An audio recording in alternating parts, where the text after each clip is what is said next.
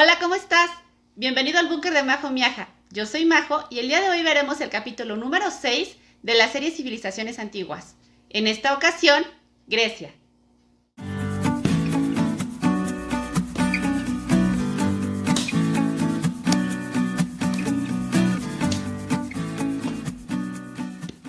Geográficamente, la antigua civilización griega se ubicó en la península de los Balcanes y sus islas adyacentes, entre el mar Mediterráneo y el mar Egeo, alrededor del año 1200 a.C. hasta el año 146 a.C. La antigua civilización griega surgió como resultado de la unión entre varias civilizaciones anteriores que se desarrollaron al sur de la península de los Balcanes, como los cretenses, los egeos y los micénicos, alrededor del año 1500 a.C., cuando fueron invadidos y conquistados por los aqueos, los jonios y los eolios que provenían de Europa Central. La fusión de estas 6 civilizaciones dio origen a la antigua civilización griega. Los griegos llamaron a Grecia la Hélade y se llamaron a sí mismos helenos. El nombre de griegos y de Grecia se los pusieron los romanos. Los griegos construyeron ciudades independientes llamadas polis, en todo el litoral de la península de los Balcanes, el mar Egeo y Anatolia, transmitiendo así su cultura, sus leyes y su lengua a otras civilizaciones que rodeaban el mar Mediterráneo. Cada una de las polis tenían su propio gobierno. Una acrópolis, ubicada en la zona más alta de cada una de las polis. Un ágora, que era como una plaza para actos públicos. Un teatro, que estaba al aire libre y tenían escalinatas aprovechando las pendientes de los cerros. Ahí se representaban comedias, tragedias, eventos cívicos y danzas. Un Partenón, que eran templos para la adoración divina. Estas polis generalmente estaban amuralladas y estaban rodeadas de tierras cultivables. Las polis constantemente estaban en conflicto y alianza. A veces peleaban entre ellas o se aliaban para atacar a otras polis. Pero todas las polis compartían un sentido de pertenencia por su cultura, por su lengua, por su religión y por sus costumbres. Las dos polis más importantes fueron Atenas y Esparta.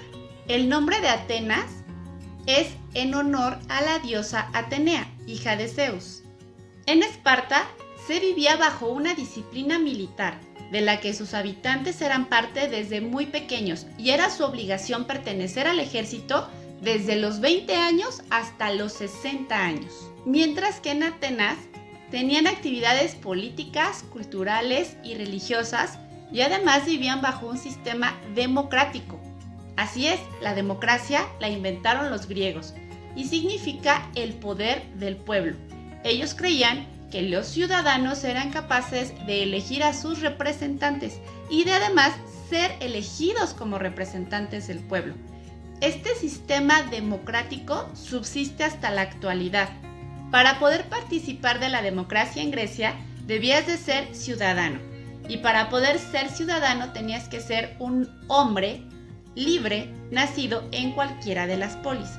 Esto quiere decir que los no ciudadanos eran las mujeres, los esclavos y los extranjeros. En Atenas a los extranjeros se les llamaba metecos y en Esparta se les llamaba periecos.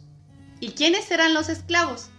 Para ser esclavo debías de haber sido prisionero de guerra, ser hijo de esclavos o haber sido un delincuente. Mientras tanto, los ciudadanos tenían todos los derechos, pero pagaban impuestos y debían de dar una aportación económica para las celebraciones religiosas. Además, podían ser miembros del ejército o de los tribunales de justicia. La antigua civilización griega dejó muchísimas aportaciones a las culturas occidentales de la actualidad. Una de ellas es el lenguaje. El lenguaje griego se sigue utilizando en muchas palabras que tienen su raíz griega tanto en medicina, en ciencias y en técnica. A estas palabras de origen griego se les conoce como helenismos. Además, nos heredaron sus estudios sobre matemáticas, geografía, geometría, medicina, física, un estudio sistematizado de la historia, la ciencia política, el teatro, la arquitectura, la escultura, la filosofía, que significa el amor a la sabiduría. Dentro de la filosofía valoraban la lógica y la razón, y se cree que la filosofía es la base del pensamiento occidental de la actualidad. Dentro de los grandes filósofos de la antigua Grecia tenemos a Sócrates, a Platón y a Aristóteles. Su vida cotidiana la plasmaron más en vasijas de cerámica que en pinturas o en murales como otras civilizaciones. Sin embargo, es de destacarse muchísimo sus estudios y su forma de plasmar la vida y la belleza, tanto en la arquitectura como en la escultura. También en el arte nos dejaron epopeyas literarias, como la Ilíada y la Odisea. La Ilíada es una epopeya que es una especie de cuento narrado en forma de poema donde se narra la guerra de Troya, que se llevó a cabo entre los troyanos y los aqueos. Más adelante te voy a platicar sobre la guerra de Troya.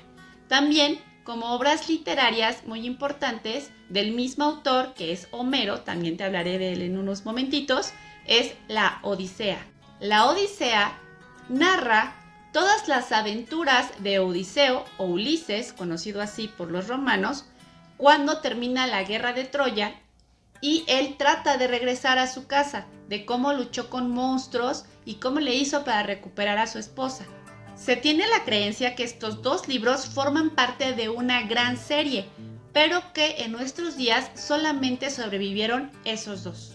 También nos heredaron las Olimpiadas, que se llevaban a cabo cada 4 años en la polis de Olimpia, en honor a Zeus. Las primeras se llevaron a cabo en el año 776 a.C. y es increíble que subsistan hasta nuestros días. Durante las Olimpiadas, las polis hacían una tregua y se ponían de acuerdo para no pelear durante estas competiciones deportivas, ya que Olimpia era un lugar sagrado.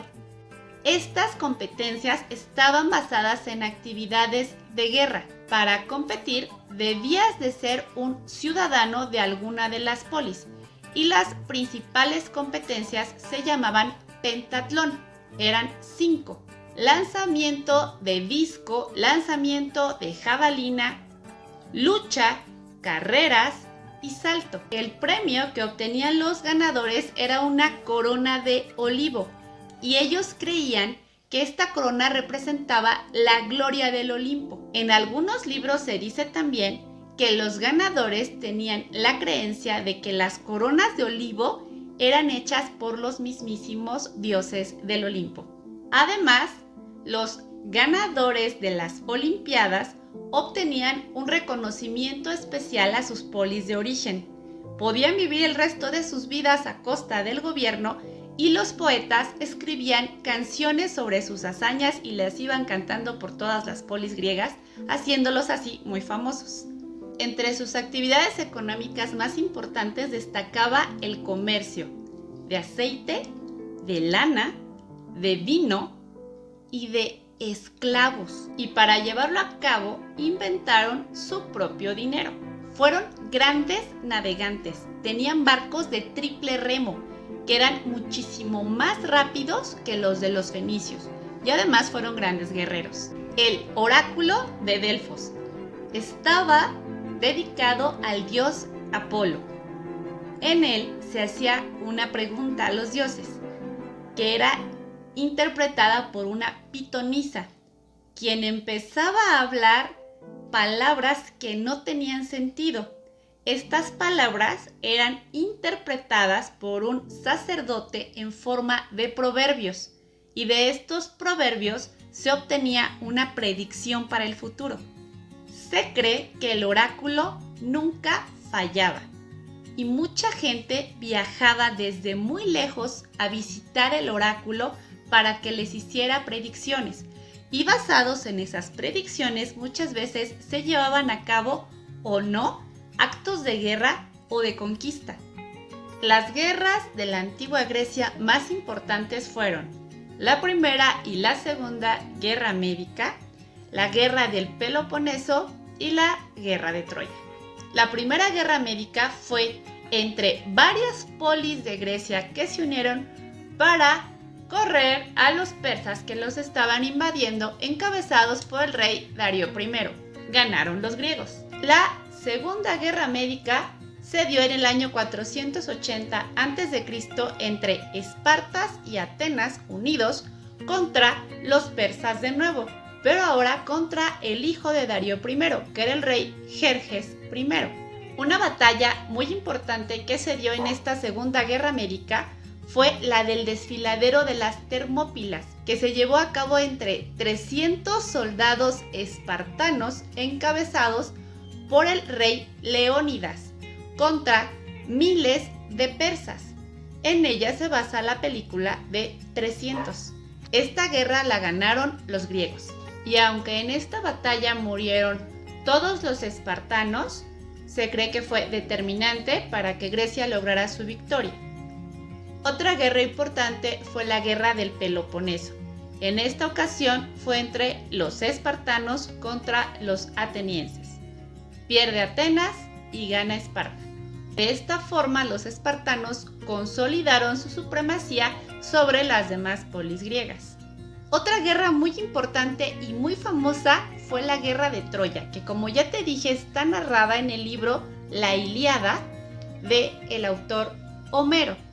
Es una guerra importante porque ha sido reflejo de mucha controversia por los historiadores a lo largo de siglos y siglos. Al principio se creía que era objeto de mitología griega, nada más que era una leyenda urbana y que no había sucedido, porque durante esta guerra en la Ilíada se narra mucho la intervención de los dioses y pues los dioses griegos no existieron, según la ciencia. Entonces era muy difícil dar veracidad a este hecho, además de que ni siquiera se sabía dónde supuestamente había existido la polis llamada Troya.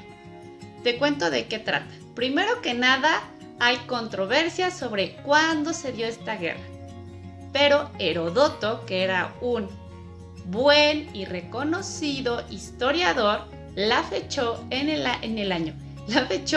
siglo XIII a.C.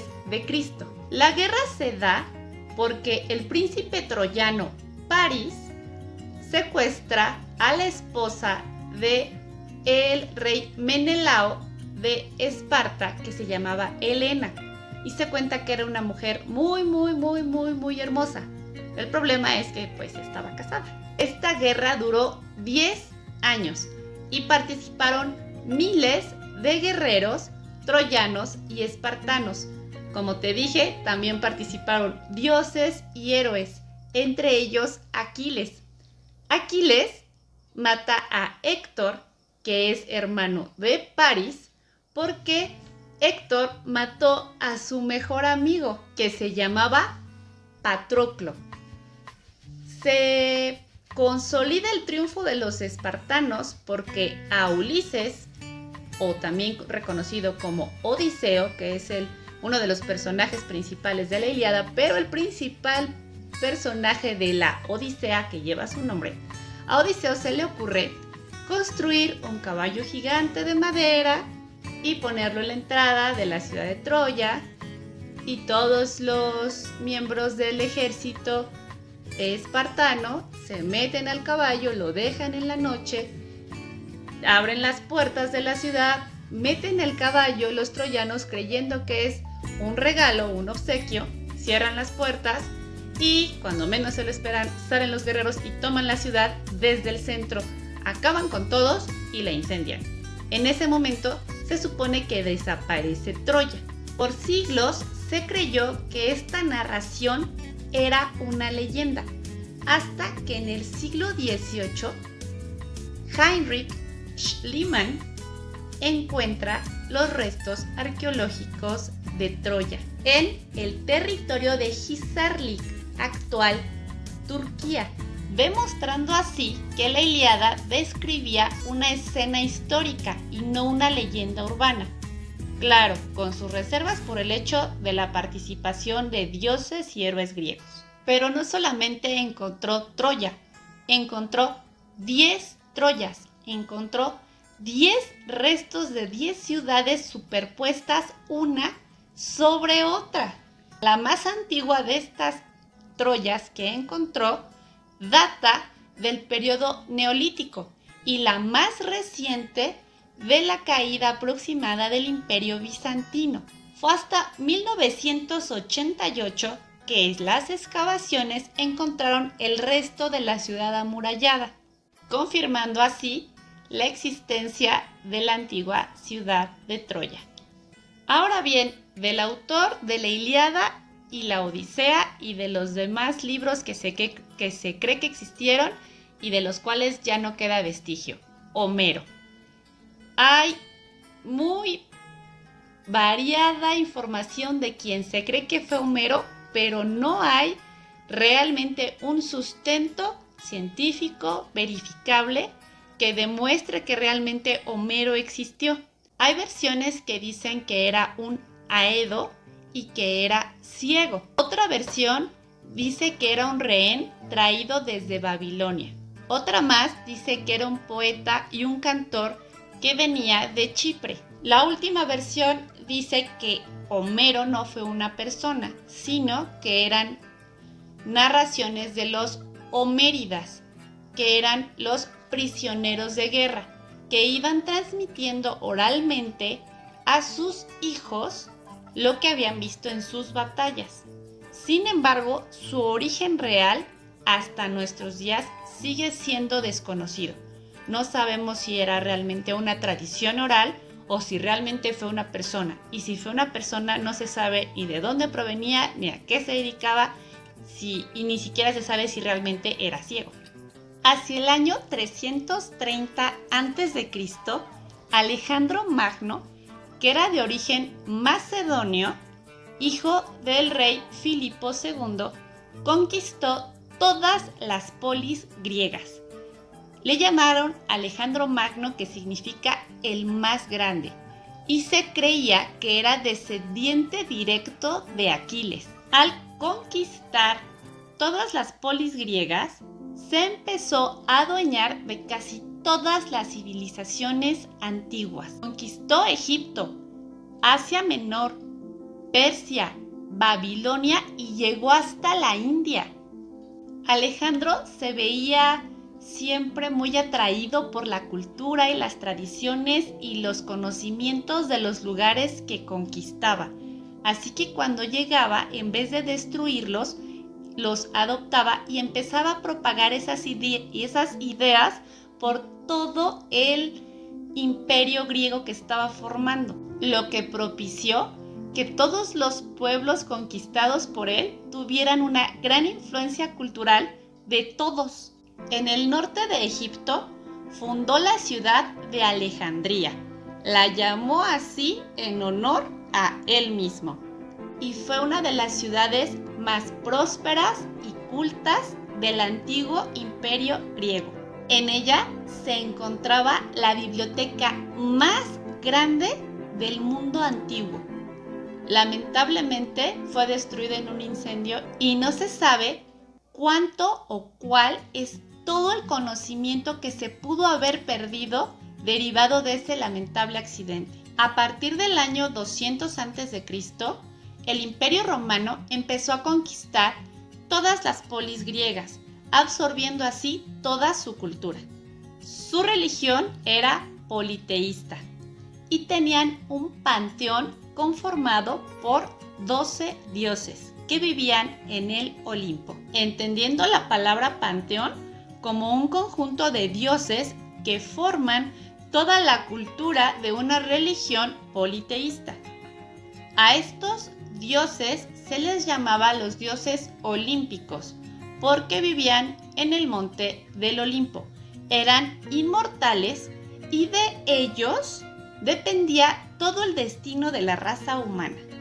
Como te dije, los romanos absorbieron la cultura griega. Esto quiere decir que cada dios griego tiene un homólogo romano. Lo que hicieron los romanos fue identificar a uno de sus dioses con las mismas características que tuviera un dios griego y le cambiaron el nombre y lo adoptaron así. Entonces, todos los dioses del Olimpo reciben un nombre latino o romano. El dios más importante era Zeus, conocido por los romanos como Júpiter. Era el rey de los dioses, conocido como el dios del rayo y reconocido como el creador de los hombres. Atenea, conocida por los romanos como Minerva, era la diosa de la inteligencia, la guerra justa, la política y la ciencia. Poseidón, conocido por los romanos como Neptuno, era el dios de los mares. Afrodita, conocida por los romanos como Venus, era la diosa de la belleza y el amor. Hades, conocido por los romanos como Plutón, era el señor del inframundo y el dios de los muertos. Artemisa, conocida por los romanos como Diana, era diosa de la caza, de la paz, de la luna y de la virginidad. Hermes, conocido por los romanos como Mercurio, era dios del comercio, protector de caminos y guía de los viajeros. Hefesto, conocido por los romanos como Vulcano, era dios de los volcanes, de los incendios y señor de la herrería o de los herreros. Ares, conocido por los romanos como Marte, era dios de la guerra destructiva y de la lucha. Apolo, conocido por los romanos como Febo, era dios de la luz, la poesía, la medicina y las profecías. Dionisio, conocido por los romanos como Baco, era el dios del vino y de la danza, inspirador del delirio y el éxtasis. Hera, conocida por los romanos como Juno, era la esposa de Zeus y por lo tanto la reina de los dioses. Era la señora de la familia y protectora del matrimonio. Pero la mitología griega es extensísima. Existían dioses, titanes, semidioses, héroes, y yo creo que merecen un video aparte. Así que el siguiente video será sobre la mitología griega. No te lo pierdas. Nos vemos la próxima clase. Hola, soy Alex Uga y soy exalumno de Miss Majo. ¿Te gustó el video, verdad? Bien, pues no olvides darle clic en suscribirte y por favor, déjanos un comentario y si puedes comparte el contenido de este canal. Puedes también seguirme en mis redes sociales que estarán en la descripción del video. Cuídate.